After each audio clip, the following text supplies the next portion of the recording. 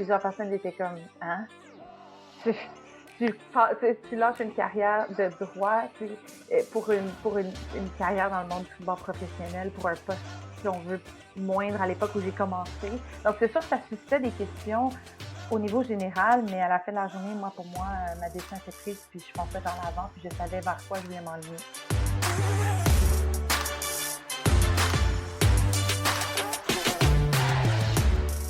Bonjour tout le monde, mon nom est Geneviève Tardif. Bienvenue à mon podcast Elle brille. À ce 8e épisode, ça va tellement vite. Et pour ce 8e épisode, j'ai envie de vous gâter et de me gâter parce qu'on jase football. Le parcours de Catherine Reich dans le monde du football est impressionnant. Après avoir été la première femme à occuper le poste de directrice générale adjointe aux opérations football chez les Alouettes à seulement 29 ans, elle a fait le saut dans la NFL l'année dernière comme coordonnatrice aux opérations football avec l'équipe championne au Super Bowl de 2018, les Eagles de Philadelphie. Salut Catherine! Bonjour! Merci d'être au podcast Elle brille, c'est vraiment apprécié. Ça me fait plaisir, merci de m'inviter. Catherine, je peux pas ne pas commencer en te parlant un peu des élections américaines et de Kamala Harris, qui, comme toi, fait tomber les barrières. Elle me fait penser à toi en devenant la première femme, première afro-américaine et première américaine d'origine asiatique élue à la vice-présidence des États-Unis après l'annonce de la victoire de Joe Biden à l'élection présidentielle. Est-ce que toi aussi, elle t'inspire, cette femme-là? Absolument. Je pense il y a quelque chose de clé qu'elle a dit dans un de ses discours récents et elle est en fait, oui, une des premières, mais certainement pas la dernière. Puis à chaque fois que je pense qu'on brise une barrière ou on avance vers de l'avant en tant que femme dans des milieux qui sont majoritairement des postes majoritairement occupés par les hommes, je pense que on a toujours cette mentalité-là de se dire, peut-être que je suis la première à briser cette barrière-là, mais je l'ouvre pour toutes les autres qui vont suivre dans le fond. Donc, non, elle m'inspire, puis je suis très fière de pouvoir euh, vivre dans un pays où maintenant on a une femme au deuxième plus haut poste en charge en termes de politique. Absolument. Pour toi, c'est dans le football que tu brises des barrières. D'où vient cet amour-là pour le football? En fait, j'ai grandi en étant fan de football, donc c'était quelque chose que au quotidien faisait partie de notre maison quand j'étais jeune. Puis c'est vraiment quelque chose qui me passionnait. Puis quand j'ai décidé de faire le saut de droit à football, je recherchais vraiment quelque chose justement qui me passionnait puis qui ferait en sorte que mon quotidien semble pas être du travail. Je pense que on est assez choyé quand on peut trouver quelque chose comme ça, puis on a la chance de pouvoir travailler au sein de ce domaine-là. Donc, c'est ce qui m'a poussée à faire le saut, puis j'ai découvert d'immenses possibilités au niveau de au niveau de travailler au sein d'une organisation, toutes les possibilités d'emploi euh, qui étaient ouvertes. Dans le fond, j'en avais aucune idée en grandissant, donc ça a été bien pour moi de découvrir ça, puis c'est ce qui m'a permis de faire le saut. Parce que tu as quand même une maîtrise en droit, tu avais un poste dans un cabinet d'avocat et tu as baissé ton salaire pour travailler pour les Alouettes. Ouais. Pourquoi? En fait, j'ai même commencé, donc j'ai travaillé 3 ans et demi en pratique privée chez Gascon Associés en droit commercial et fiscal. J'ai ma maîtrise en fiscalité canadienne. Et puis quand j'ai commencé avec les Alouettes, en fait, j'ai fait du bénévolat pour presque 1 an. C'est-à-dire, je travaillais au cabinet la semaine, je faisais ma maîtrise le soir, puis le week-end, j'allais donner mon temps aux Alouettes pour démontrer un petit peu ce que je pouvais apporter, puis aussi apprendre à connaître un petit peu leur fonctionnement, puis comment les choses étaient gérées au niveau opérationnel. Donc, c'est certain que cette année-là, ça c'est 2014, si je me trompe pas, les gens me demandent, comment était ta vie, puis je réponds souvent, quelle vie. Ça a été une année vraiment chargée. Par contre, c'est ce qui m'a permis d'obtenir un poste justement l'année qui a suivi, donc en 2015. En décembre 2014, Jim Pop m'a donné mon premier contrat. Donc, pour répondre à ta question, pourquoi c'était mon objectif, c'est sûr qu'il a fallu que je prenne, oui, effectivement, une diminution de salaire à ce moment-là, puis non seulement aussi, c'est, si on veut dire, je me permets l'anglicisme, un step back, mais pour moi, c'est un petit step back pour prendre un plus grand pas vers l'avant. Et ce jour, j'ai jamais regretté ma décision. Est-ce qu'il y avait des gens qui te mettaient des doutes à ce moment-là? Les gens qui te jugeaient par rapport à tes choix? Ah, absolument, absolument. Les gens, je dirais pas ma famille proche puis mes amis proches parce qu'ils me connaissent puis ils savent que quand j'ai un projet, je fonce puis tout est calculé donc c'est rare. En fait, il y a rien que je fais qui a pas été préparé ou qui a pas un but à tout ça. Donc c'est certain que j'avais le support de ma famille, mais les gens à l'extérieur, c'est sûr que plusieurs personnes étaient comme hein, tu, tu lâches une carrière de droit, tu sais, pour une carrière dans le monde du football professionnel, pour un poste, si on veut, moindre à l'époque où j'ai commencé. Donc, c'est sûr que ça suscitait des questions au niveau général, mais à la fin de la journée, pour moi, ma décision était prise, puis je fonçais par l'avant, puis je savais vers quoi je voulais m'enligner. Tu as été promu rapidement et très jeune comme DG aux opérations football chez les Alouettes. Qu'est-ce qui a fait la différence? Pourquoi tu as été engagé? Je pense, en fait, c'est que souvent, euh, les gens pensent que, bon, j'ai travaillé en droit, puis ce que j'ai acquis durant ces années-là me sert pas, puis bien au contraire, je pense que ça me sert au quotidien, que ce soit dans différentes capacités ou qualifications que j'ai acquises tout au long de ma pratique, ou même lors de mes études, me servent dans un environnement de gestion au quotidien. Donc, je pense que quand j'ai joué l'organisation, bon, on en parle souvent, il n'y a pas beaucoup de femmes, mais il y a certainement pas beaucoup d'anciens avocats. Donc, je pense que ça apporte une dynamique puis une dimension différente où j'avais cette capacité organisationnelle ainsi que ma facilité à gérer différents départements, à trouver des solutions envers différents problèmes, puis à un peu, dans le fond, voir les choses avec une lunette, si on veut, je dirais différente, parce qu'il y a, je sais pas pour dire qu'une vision est mieux qu'une autre, mais c'est de venir quand même amener une lumière différente, puis euh, je pense que ça a été un vent de fraîcheur qui a été bien apprécié au niveau de l'organisation quand j'étais avec les Alouettes. Absolument. Puis ton aventure, t'as bougé pas mal depuis quelques années. Après les Alouettes, tu es parti chez les Argonauts à Toronto, puis dans la XFL et maintenant tu travailles avec les Eagles de Philadelphie depuis plus d'1 an, je crois. Comment cette opportunité-là est venue à toi?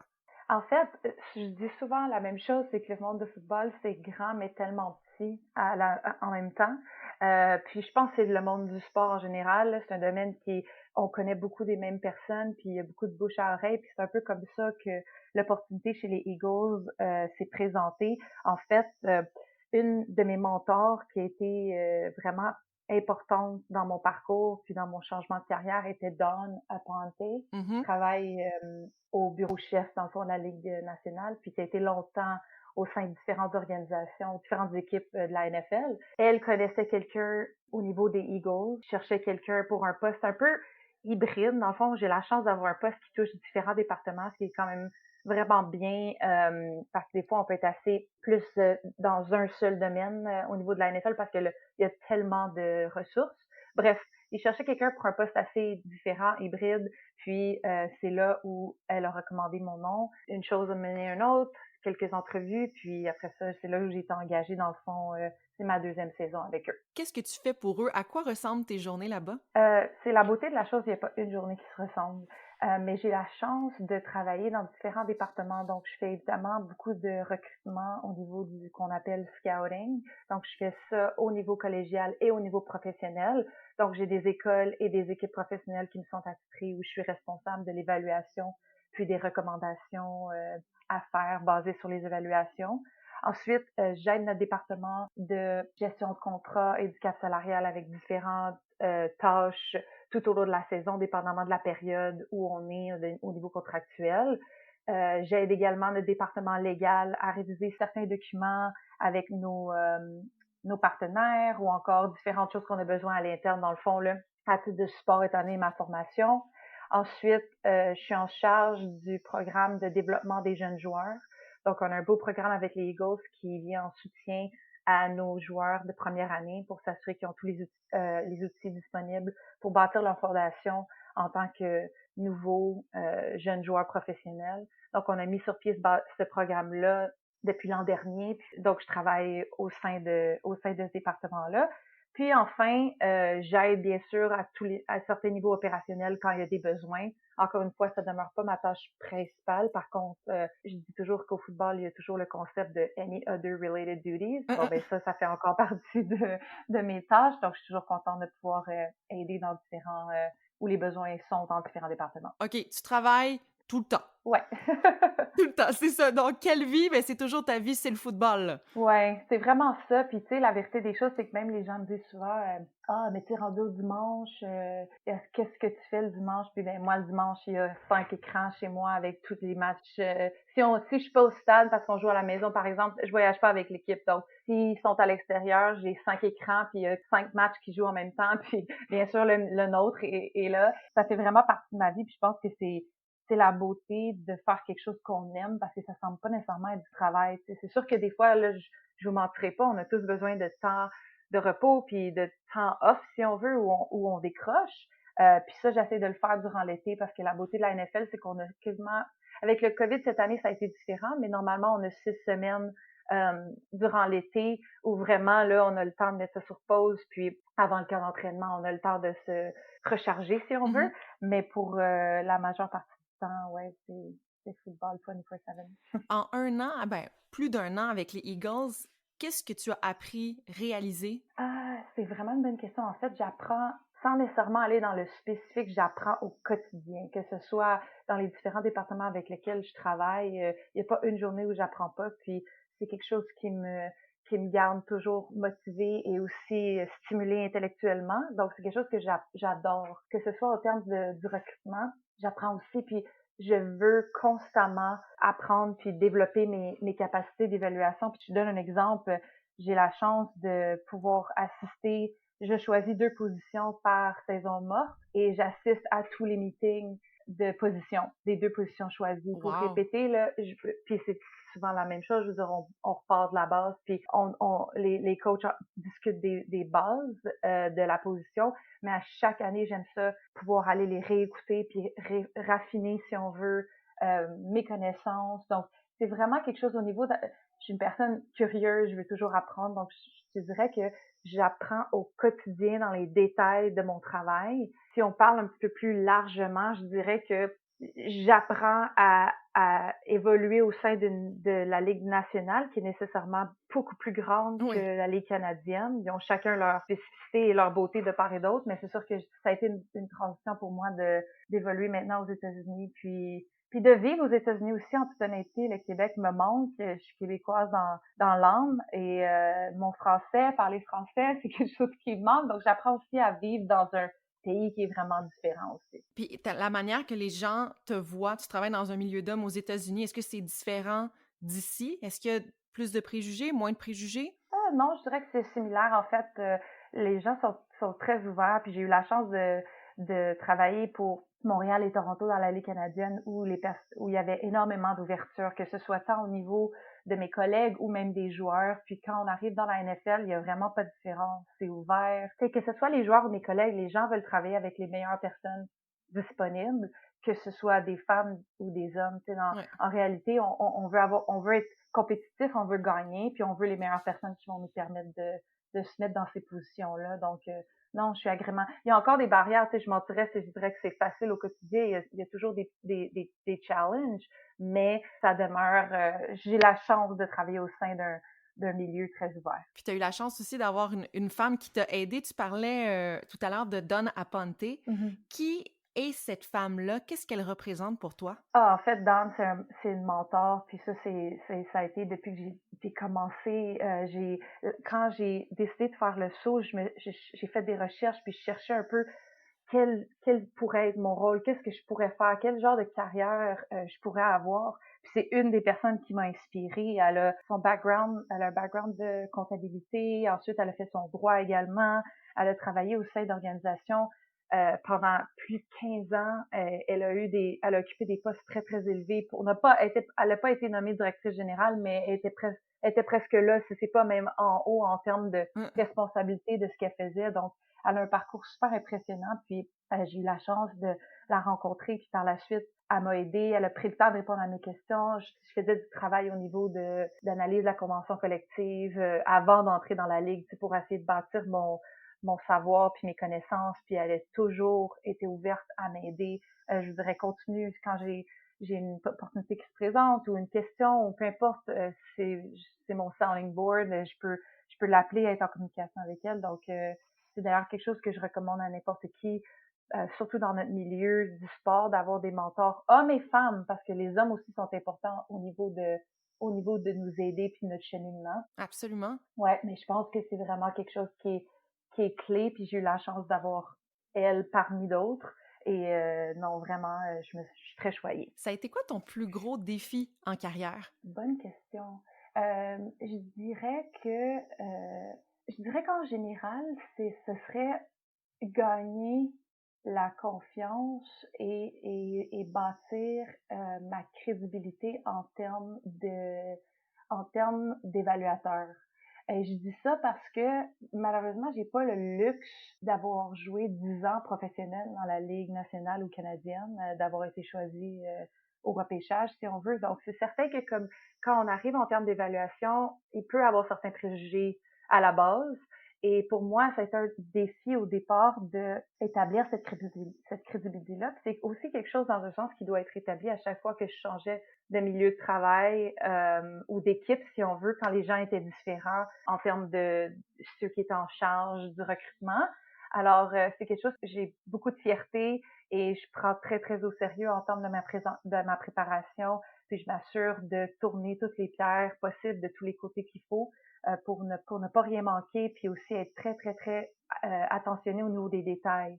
Donc, c'est quelque chose qui était un obstacle dans ma carrière, mais aussi maintenant une grande fierté, alors que de plus en plus que j'ai développé, dans le fond, ce skill set-là, si je peux me permettre. Est-ce que ton rêve, c'est toujours de devenir directrice générale? Oui, absolument. C'est mon rêve, c'est mon objectif, c'est à quoi je travaille au quotidien pour me préparer. C'est certain que à court terme, l'important, c'est toujours de contribuer au succès de l'équipe pour laquelle je travaille. Donc, en ce moment, des Eagles, puis c'est ce que je me donne c'est à quoi je me donne à 100% dans mon quotidien. Mais quand on commence à parler à long terme, c'est certain que oui, c'est mon objectif de carrière. Puis, j'arrêterai pas tant que j'y arriverai pas. C'est vraiment une source d'inspiration pour plusieurs femmes, mais hommes aussi. On avait déjà parlé en entrevue dans la CFL, quand tu travaillais pour la CFL, et tu m'avais dit qu'une de tes citations, c'était « Win the day ». C'était Mark Trestman qui t'avait donné cette expression-là. Peux-tu me parler de ce que ça veut dire pour toi et de ce que ça veut dire, cette expression-là? Oui, absolument. C'est une expression qui s'applique au quotidien. Puis c'est drôle parce que notre entraîneur-chef ici aux Eagles utilise aussi une phrase similaire qui est de s'améliorer 1% chaque jour. Donc ça ressemble un peu, ça vient un petit peu en ligne avec ce que Mark prônait également. Puis c'est de dire, on y va au jour le jour, semaine à semaine.